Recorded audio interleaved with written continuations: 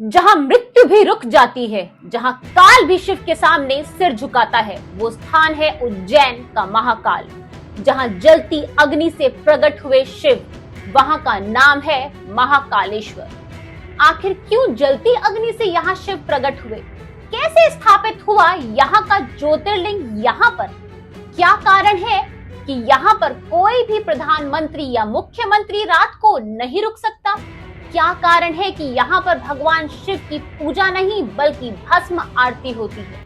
इन सभी कारणों का और भी बहुत सारी चीजों का खुलासा आज हम अपनी इस वीडियो में आपके सामने करने वाले हैं, तो हमारी इस वीडियो को अंत तक जरूर देखिएगा।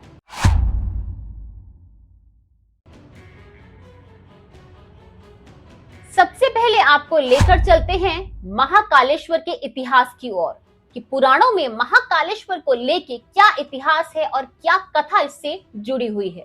प्राचीन काल में अवंती नगरी, जिसे आज हम उज्जैन नगरी के रूप में जानते हैं, ये नगरी भगवान शिव को अत्यंत प्रिय है। एक समय चंद्रसेन नामक राजा, जो शिव भक्त भी थे, उन्होंने वहां पर एक बहुत ही ज्यादा सुंदर और अच्छे तरीके से राज्य करना शुरू किया। वहां पर उन्होंने धर्म की स्थापना की, लोगों में धर्म का विश्वास बढ़ाया और बहुत अच्छे और सच्चे तरीके से वो वहां पर राज्य करते थे। परंतु वहां पर एक बार एक राक्षस दूषण, जिसने कठोर तप करके ब्रह्मा जी से वरदान प्राप्त किया था, वह अवंती नगरी पर हमला कर देता है और सभी शिव भक्तों को सताता है और उन मंदिरों को भी नष्ट कर देता है। सभी नगरवासी भयभीत होते हैं और राजा चंद्रसेन शिव से रक्षा की प्रार्थना करते हैं। वहां के ब्राह्मण का एक छोटा सा बालक, जिसका नाम श्रीकर था, भगवान भोलेनाथ का परम भक्त था। उसने ये सब देखकर शिवलिंग की उपासना करते हुए प्रार्थना की, हे भोलेनाथ, हमें इस दुष्ट राक्षस के अत्याचारों से मुक्ति दिलाओ। अपने परम भक्त की प्रार्थना सुनकर धरती से स्वयं महादेव प्रकट हुए। भगवान शिव अपने भक्तों पर अत्याचारों को भला कैसे देख सकते थे? अपने भक्तों पर अत्याचार होता देखकर भगवान शिव अत्यंत क्रोधित हो जाते हैं और वहां पर भयंकर तांडव करते हैं और राक्षस दूषण का संहार करते हैं। उनकी यह भयंकर रूप लीला इतनी प्रचंड थी कि काल भी उनके आगे नतमस्तक हो गया। इसीलिए इस स्थान पर शिव को कहा गया महाकाल, जो काल से भी परे है, मृत्यु से भी ऊपर है, वो है महाकाल। दोस्तों, जितना दिलचस्प इस मंदिर का इतिहास है, उतनी ही दिलचस्प इससे जुड़ी हुई कुछ विशेष बातें भी हैं, जो हम आगे की कहानी में आपको बताने वाले हैं। अगर आप हमारे चैनल पर नए हैं तो प्लीज हमारे चैनल को सब्सक्राइब जरूर कर लीजिएगा। आपका एक सब्सक्राइब पर क्लिक करना हमें काफी ज्यादा मोटिवेशन देता है। आइए तो आगे हम बात करेंगे कि आखिर वो कौन सी ऐसी विशेष बात है जो इस महाकाल के मंदिर को बाकी मंदिरों से अलग करते हैं। इस मंदिर की सबसे विशेष बात यह है कि यहाँ पर भगवान भोलेनाथ की पूजा नहीं की जाती, यहाँ पर भगवान भोलेनाथ की आरती की जाती है। यहाँ की भस्म आरती विश्व प्रसिद्ध है और लोग यहाँ पर दूर दूर से आते हैं। इस मंदिर में भगवान भोलेनाथ का श्रृंगार भस्म और भांग से किया जाता है। परंतु इससे जुड़ी एक विशेष बात यह भी है कि जैसे और मंदिरों में आरती के समय कोई भी आ सकता है, परंतु इस मंदिर में कोई भी मंदिर में आरती के समय नहीं आ सकता। यानी कि अगर आपको इस मंदिर में आरती के दर्शन करने हैं तो आपको ऑनलाइन बुकिंग करानी होगी। अगर आपके पास ऑनलाइन बुकिंग है, उसके बाद ही आप आरती में शामिल हो सकते हैं, अन्य कोई भी आरती में शामिल नहीं हो सकता है। कहते हैं जो भी इस आरती में शामिल होता है उसके सारे कष्ट मिट जाते हैं। पुराने जमाने में आरती के लिए भस्म को शमशान से लाया जाता था, पर अब इस भस्म को गाय के उपलों, शमी, पीपल, पलाश, बड़, अमालतास और बेर की लकड़ियों को जलाकर बनाया जाता है और फिर महादेव को लगाया जाता है। जीवन का सबसे बड़ा अटल सत्य क्या है?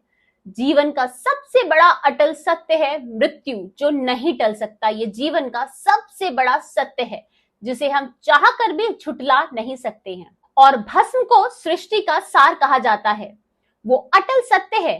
महादेव शमशान के साधक भी माने जाते हैं, इसीलिए भगवान शिव हमेशा भस्म धारण करते हैं। आरती के वक्त जो भी महिलाएं वहां पर आरती में शामिल होती हैं, ये भी यहाँ एक विशेष बात है कि उन सभी महिलाओं को आरती के वक्त घूंघट करना पड़ता है। जो महिलाएं आरती में घूंघट करती हैं, उसका कारण यह है कि महिलाएं आरती होते हुए नहीं देख सकती हैं। वहां पर जितने भी पुजारी शामिल होते हैं, वो केवल एक ही वस्त्र धारण करते हैं, केवल धोती। इसके अलावा कोई भी वस्त्र धारण करने की उन्हें अनुमति नहीं होती है। ये इस मंदिर की विशेष बात है। यहाँ महाकाल के दर्शन करने के बाद जूना महाकाल के दर्शन करने पर ही महाकाल के दर्शनों को पूरा माना जाता है। महाकाल मंदिर 3 खंडों में विभाजित है। महाकालेश्वर मंदिर निचले खंड में स्थित है, मध्य खंड में ओंकारेश्वर और ऊपर के खंड में श्री नागचंद्रेश्वर मंदिर स्थित है। यहाँ नागचंद्रेश्वर मंदिर के दर्शन साल में केवल एक ही दिन नाग पंचमी को होते हैं। इसके अलावा किसी भी दिन आप इनके दर्शन नहीं कर सकते हैं। यहाँ की एक और अद्भुत और खास बात है, कहते हैं यहाँ के राजा स्वयं महाकाल हैं। वो ही अपनी प्रजा का अपने आप ध्यान रखते हैं। राजा विक्रमादित्य के बाद यहाँ पर किसी भी राजा ने राज्य नहीं किया है, इसीलिए यहाँ कोई भी राजा रात को नहीं रुक सकता। आज के जमाने में कोई भी बड़े पद पर आसीन व्यक्ति जैसे प्रधानमंत्री या फिर मुख्यमंत्री यहाँ रात को नहीं रुक सकता। कहते हैं जो भी यहाँ रात को रुके हैं, उनके जीवन में परेशानियां आनी शुरू हो गई। कहते हैं इसका कारण ये है कि जो भी मुख्यमंत्री, प्रधानमंत्री या राजा गलत विचार का होता है, असत्य पर चलता है या फिर अपनी प्रजा के लिए अच्छा कार्य नहीं करता और यहाँ पर रुक जाता है, उसके जीवन में परेशानियां आनी शुरू हो जाती हैं। यानी महाकाल अपनी तरफ से उसे संकेत देते हैं कि तुम गलत हो, और अगर वो तब भी नहीं सुधरता तो फिर उसके जीवन की परेशानियां बढ़ने लगती हैं।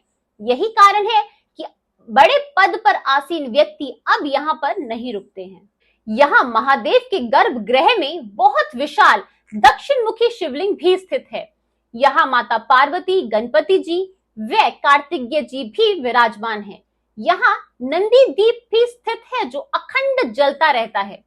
जब भी महाकाल के दर्शनों के लिए आप जाएं तो वहां पर अवश्य ही स्थित देवी सती के मंदिर को जरूर देखें। देवी सती के 51 शक्तिपीठों में से ये मंदिर एक है।